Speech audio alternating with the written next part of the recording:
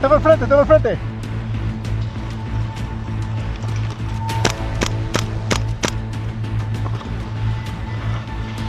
Acá tengo, acá, mira.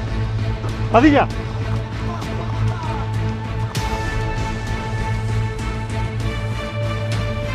El objetivo es empezar a profesionalizar el deporte. Mira, yo soy jugador desde el 2005. Organicé la Liga Nacional Mexicana de Airsoft.